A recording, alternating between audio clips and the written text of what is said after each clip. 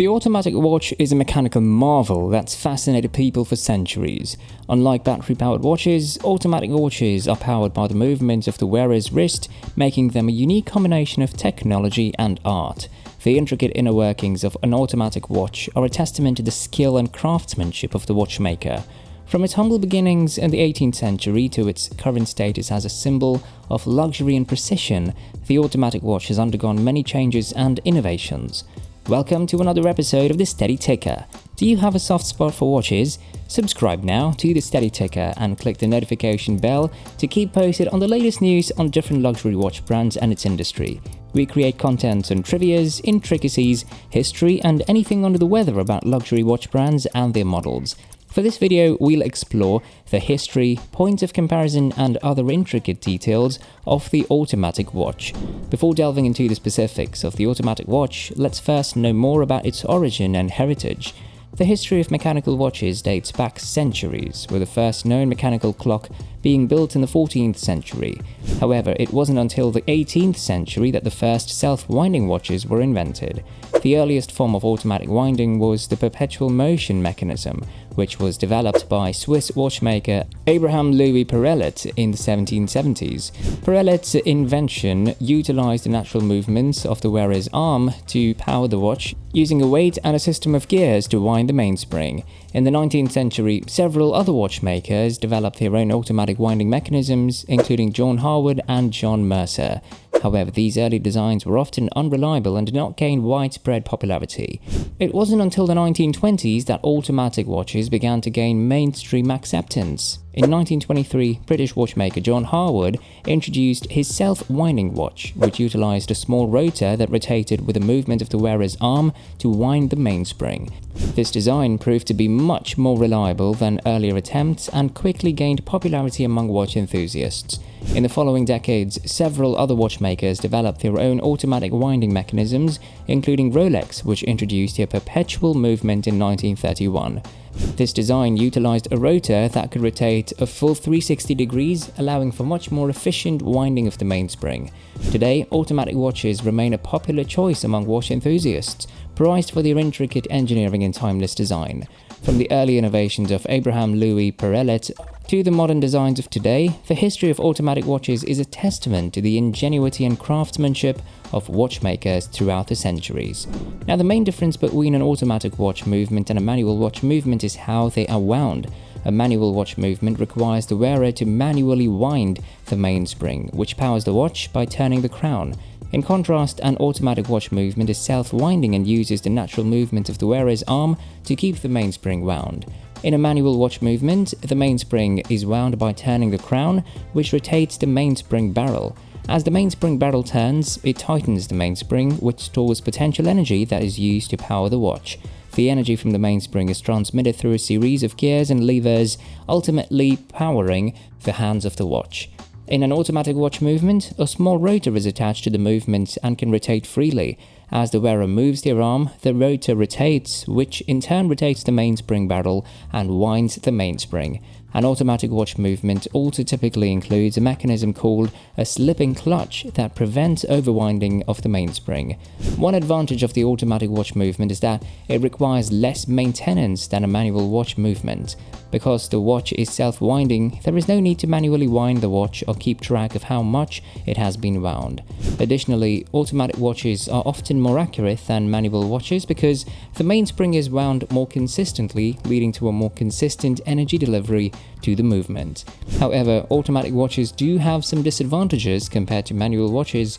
Automatic watches can also be more expensive than manual watches due to the more complex construction, and they also tend to be thicker and heavier due to the additional rotor and winding mechanism. Additionally, because automatic watches rely on movement to keep the mainspring wound, they may stop running if they are not worn for an extended period of time. Ultimately, the difference between automatic watch movements and manual watch movements comes down to how they are wound. While both types of movements have their advantages and disadvantages, the choice between them ultimately depends on the preferences of the wearer. To know more about the automatic watch, it's best to know what it's comprised of. There are several components that are unique to automatic watch movements and are not found in manual watch movements. First is the rotor. The rotor is a weight that is mounted on a central pivot that can rotate freely. As the wearer moves their arm, the rotor rotates, which in turn rotates the mainspring barrel and winds the mainspring. Next, the oscillating weight. The oscillating weight is a weighted disc that is attached to the rotor and moves back and forth as the wearer moves the arm.